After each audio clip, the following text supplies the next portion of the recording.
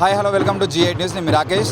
తెలంగాణ రాష్ట్రంలో సర్పంచులు, మాజీ సర్పంచులు చాలామంది ఈరోజు ఆత్మహత్యలు చేసుకునేటువంటి పరిస్థితులు కాంగ్రెస్ ప్రభుత్వం అధికారంలోకి వచ్చినాక 2 ఏళ్లుగా ఇంకా కొనసాగుతూనే ఉన్నాయి. నిన్న సిద్దిపేట జిల్లా హుస్నాబాద్ మండలం మహమ్మదాపూర్ గ్రామంలో దాదాపు 2 నెలల క్రితం వరకు ఈయన సర్పంచ్గా ఉన్నాడు.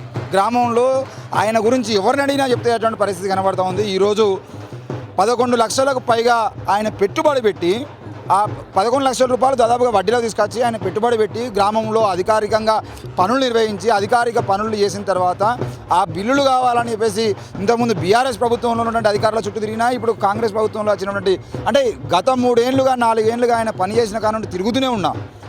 బీఆర్ఎస్ ప్రభుత్వం పోయింది, ప్రజాపాలన అని చెప్పేసి ప్రజాపాలనలో కాంగ్రెస్ ప్రభుత్వం అధికారంలోకి వచ్చిన తర్వాత మేము మీ బతుకులు మారుస్తామని చెప్పేసి హామీ ఇచ్చి తెలంగాణ రాష్ట్ర ప్రజల జీవితాలు బాగుపడాలంటే కాంగ్రెస్ పార్టీని అధికారంలో రావాలని చెప్పేసి 6 గ్యారంటీల పేరుతో తెలంగాణ రాష్ట్రాన్ని అభివృద్ధి చేస్తామని చెప్పేసి ఈరోజు గద్దెనెక్కినటువంటి కాంగ్రెస్ ప్రభుత్వంలో ఉన్నటువంటి ఈరోజు మంత్రిగా ఉన్నటువంటి పొన్నం ప్రభాకర్ ఇలాకాలో ఈరోజు మాజీ సర్పంచులు ఆత్మహత్యలు చేసుకున్నటువంటి పరిస్థితి కనబడుతూ ఉంది.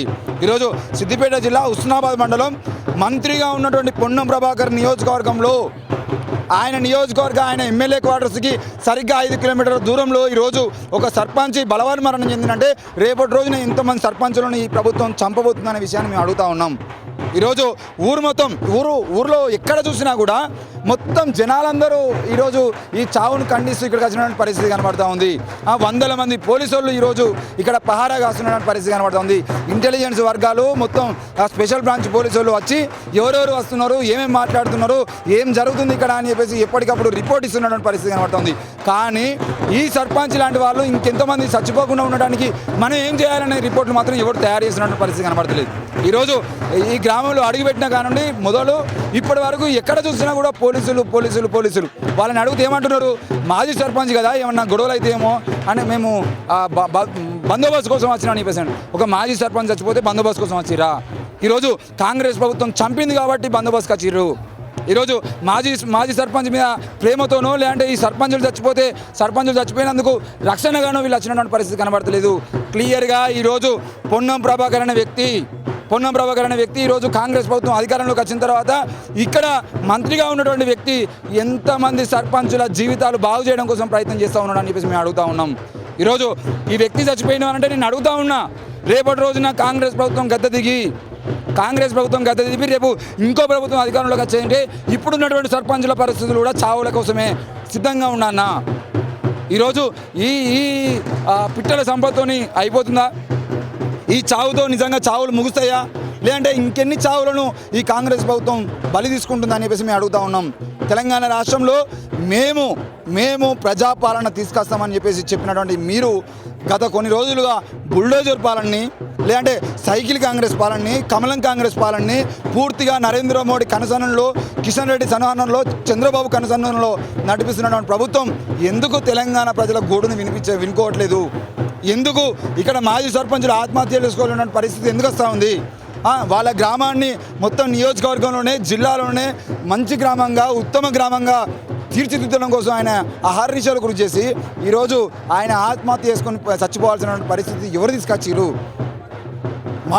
మాజీ ఎమ్మెల్యే సతీష్ బాబు కానీ, ప్రస్తుత ఎమ్మెల్యే పొన్నం ప్రభాకర్ కానీ ఈయన చావు పట్ల ఎందుకు స్పందించట్లేదు? వీళ్ళు చచ్చిపోయిన తర్వాత వాళ్ళకి వచ్చేటువంటి డబ్బులు ఇచ్చుకోవడం కాదు, వాళ్ళకి ఇవ్వాల్సినటువంటి ఈ చావుకు కారణం ఎవరు అని చెప్పేసి మేము అడుగుతూ ఉన్నాం.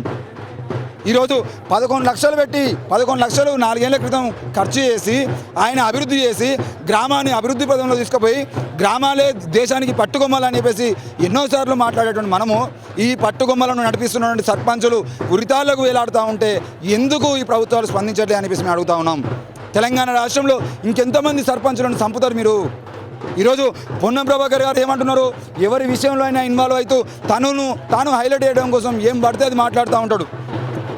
మొన్న బండి సంజయ్ కొడుకు విషయంలో పొన్నంరావు గారు ఏమని మాట్లాడిండు, పెద్ద మనుషులు ఇద్దరు కూర్చొని పంచాయతీ చేసుకుంటే అయిపోయేది కదా అన్నాడు. మరి మీరేం మిక్తున్నారో నాకు అర్థం కాదు. ఈరోజు సర్పంచులు చచ్చిపోతూ ఉంటే మాజీ ఎమ్మెల్యేలను, మాజీ మినిస్టర్లను కూర్చోబెట్టి మరి మీరు ఎంతో పెండింగ్ బిల్లులు పెట్టారు, మేము ఎంత ఇవ్వాలి అని చెప్పేసి కూర్చొని అఖిలపక్ష సమావేశం పెట్టి మీరు ఏం ఎందుకు వాళ్ళతో మాట్లాడేటువంటి ప్రయత్నం చేస్తలేరు? సర్పంచుల చావుల్ని ఎందుకు ఆపట్లేదు? ఈరోజు వార్డు మెంబర్ల పరిస్థితి, సర్పంచుల పరిస్థితి, ఎంపీటీసీలు, జడ్పీటీసీలు, మాజీ ఎమ్మెల్యేల పరిస్థితి ఇట్లా ఉంటే పరిస్థితులు ఏంది? ఎవరు కాపాడాలి తెలంగాణను? ఈరోజు కేవలం ఈరోజు సిద్దిపేట జిల్లాలో చచ్చిపోయినటువంటి ఒక చావు కాదు ఇది. ఇట్లాంటి సర్పంచులు కొన్ని వందల మంది ఉన్నారు. నిత్యం గొడవలు చేస్తూ ఉన్నారు. ఎన్నోసార్లు మీడియా ముందుకు వచ్చారు. అక్కడ మన ధర్నా చౌకలో ధర్నాలు చేసారు. అయినా కూడా తెలంగాణ కాంగ్రెస్ ప్రభుత్వం ఇప్పటివరకు స్పందిస్తలేదు. ఏ ఒక్కరిని మేము ఆదుకుంటామని హామీ ఇస్తలేదు. ఒక మంత్రి ఇలాకాలో ఆయన ఏంటిది ఎమ్మెల్యే క్వార్టర్స్కి కేవలం కూతవేటు దూరంలో ఉన్నటువంటి గ్రామంలో ఒక వ్యక్తి, ఆయన కూడా ఒక రాజకీయ ప్రతినిధి. సర్పంచులు ఏ పార్టీకి సంబంధించిన వాళ్ళు కాదు. సర్పంచులు అంటే స్వతంత్ర అభ్యర్థులుగా ఉంటారు. మరి అట్లాంటి సర్పంచులు ఈరోజు వాళ్ళు పని చేసి వాళ్ళు అభివృద్ధిని కల్లారా చూడకుండా వాళ్ళు ఆత్మహత్య చేసుకున్నటువంటి పరిస్థితిని తీసుకొస్తున్న ఎవరని అడుగుతా ఉన్నాం. పొన్నం ప్రభాకర్ గారిని మేము ప్రశ్నిస్తూ ఉన్నాం. అయ్యా పొన్నం ప్రభాకర్ గారు, మీ నియోజకవర్గంలో నేను హుస్నాబాద్ నియోజకవర్గ వ్యక్తిగా అడుగుతా ఉన్నా, ఎంతమందిని చంపదలుచుకున్నారు మీరు తెలంగాణలో? ఎంతమంది సర్పంచులు ఆత్మహత్యలు చేసుకున్నటువంటి పరిస్థితి మీరు ఇంకా కొనసాగిస్తూ ఉన్నారు?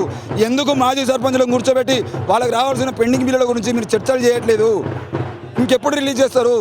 మీరు అధికారంలోకి వచ్చి 2 నెలలు అవుతుంది. అంతకుముందు అధికారంలో బీఆర్ఎస్ పార్టీ అధికారంలో ఉన్నప్పుడు వాళ్ళు ఏడాది 2 నెలల క్రితం ఖర్చు చేసినటువంటి పైసలు అవి. ఈ 11 లక్షలకు వడ్డీలే మళ్ళీ ఒక 11 లక్షలు అవుతూ ఉన్నాయి. మరి మీరు ఇచ్చేటువంటి పైసలు ఎవరికి సరిపోతాయి? ఇంకెంతమందిని చంపుతారు అని చెప్పేసి మేము అడుగుతూ ఉన్నాం. తెలంగాణ రాష్ట్రంలో సర్పంచులు రాజకీయ నాయకుల వాళ్ళు చేస్తున్నటువంటి ఒత్తిడికి సావాల్సిందేనా? రేపటి రోజున యువత రాజకీయాల్లోకి రావాలి అని మీ రాహుల్ గాంధీ మాట్లాడతాడు, ప్రియాంక గాంధీ మాట్లాడుతుంది. మీ కాంగ్రెస్ నాయకులందరూ రాజ్యాంగం చేతిలో పట్టుకొని తిరుగుతూ ఉంటారు. మరి రాజ్యాంగబద్ధంగా ఇక్కడ పాలన కొనసాగిస్తున్నటువంటి వాళ్ళ బతుకులకు ఎవడు రక్షణ కల్పిస్తాడు అని చెప్పేసి మేము అడుగుతూ ఉన్నాం. తెలంగాణ రాష్ట్రంలో ఇంకెంతమంది సర్పంచులను కాంగ్రెస్ ప్రభుత్వం రాహుల్ గాంధీ సంపదలుచుకున్నాడు? రాజ్యాంగబద్ధంగా పాలన కొనసాగిస్తామంటే ఇట్లాంటి సర్పంచులను చంపడమేనా అని చెప్పేసి మేము ప్రశ్నిస్తూ ఉన్నాం. ఇంకెంతోమందిని చంపదలుచుకున్నారు? ఈరోజు హుస్నాబాద్ నియోజకవర్గంలో ఏం అభివృద్ధి చేస్తూ ఉన్నాడు పొన్నం ప్రభాకర్ అని మేము అడుగుతూ ఉన్నాం. ఇట్లా మాజీ సర్పంచుల చావుల మీద నువ్వు నీ రాజకీయ నిర్మాణం చేసుకుంటామంటే బిడ్డ, తప్పకుండా రాజకీయ సమాధి కట్టడానికి హుస్నాబాద్ ప్రజలు సిద్ధంగా ఉంటారు. ఈ గ్రామం పక్కనే ఉన్న అడవులు, ఈ గుట్టలలో పెరిగినటువంటి వాళ్ళ వారసత్వం కొనసాగిస్తున్నటువంటి వాళ్ళు వీళ్ళంతా. సో దయచేసి ఇప్పటికైనా హుస్నాబాద్ నియోజకవర్గంలో ఉన్నటువంటి ఏ ఒక్క సర్పంచ్ చచ్చిపోయినా దానికి పొన్నం ప్రభాకరే బాధ్యత వహించాల్సిన అవసరం ఉంటుంది. కాబట్టి ఇప్పటికైనా మాజీ సర్పంచులందరినీ కూర్చోబెట్టి వాళ్ళందరికీ రావాల్సిన పెండింగ్ బిల్లుల గురించి, బకాయిల గురించి వెంటనే చర్యలు తీసుకునే ప్రయత్నం కాంగ్రెస్ ప్రభుత్వం చేయాల్సినటువంటి అవసరం ఉంది. ఈరోజు ఒక మాజీ సర్పంచ్ చచ్చిపోయిందంటే హుస్నాబాద్ నియోజకవర్గ పోలీసులు అందరూ ఇక్కడే ఉన్నారు. హుస్నాబాద్ నియోజకవర్గంలో ఉన్నటువంటి పోలీసులు అందరూ వాళ్ళ డ్యూటీలు మానేసుకొని వచ్చి ఏం జరుగుతుంది, ఎవరు వస్తున్నారు, ఎవరు పోతున్నారు, మరి ఇక్కడ ఏమైనా గొడవలు అవుతాయా, ఇది రాష్ట్ర వ్యాప్తంగా ఇష్యూ అవుతుందా, ఏం చేయాలి, ఎట్లా చేయాలని చెప్పేసి ఇక్కడ కూర్చున్నటువంటి పరిస్థితి కనబడుతూ ఉంది. మరి ఇది ముందే ఎందుకు చేయలేదు? ఈయన చచ్చిపోకముందు ఎందుకు చేయలేదు? ఈ ప్రాణం పోకముందు ఎందుకు చేయలేదు? తెలంగాణ రాష్ట్రంలో భూ కబ్జాలు చేసుకుంటూ అడ్డంగా దొరుకుతూ ఈ మాజీ సర్పంచుల ప్రాణాలు తీస్తున్నటువంటి పొన్నం ప్రభాకర్ అని మేము అడుగుతున్నాం. హుస్నాబాద్ నియోజకవర్గంలో ఇంకెంతోమంది సర్పంచులు చచ్చిపోతే మీరు బిల్లులు శాంక్షన్ చేస్తారు?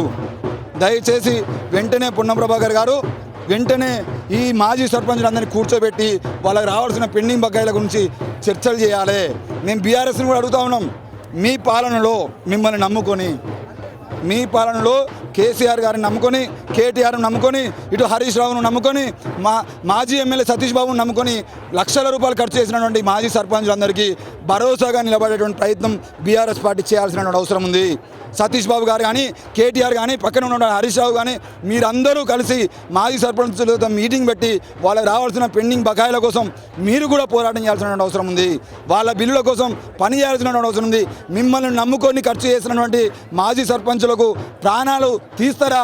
ఇద్దరు కాంగ్రెస్ పార్టీ, బీఆర్ఎస్ పార్టీ కలిపి మాజీ సర్పంచుల ప్రాణాలు తీయదలుచుకున్నారా, లేదంటే వాళ్ళని కాపాడదలుచుకున్నారా అనే విషయాన్ని మీరు తప్పకుండా బయటపెట్టాల్సిన అవసరం ఉంది. దీని మీద సతీష్ బాబు స్పందించాలి, దీని మీద పొన్నం ప్రభాకర్ స్పందించాలని చెప్పేసి మేము డిమాండ్ చేస్తూ ఉన్నాం. మరిన్ని చావులు జరగకముందే, మరో ఏ సర్పంచ్ చావకముందే వెంటనే ప్రభుత్వం స్పందించి పెండింగ్ బకాయిలు మొత్తం బయట తీయాల్సిన అవసరం అయితే ఉంది.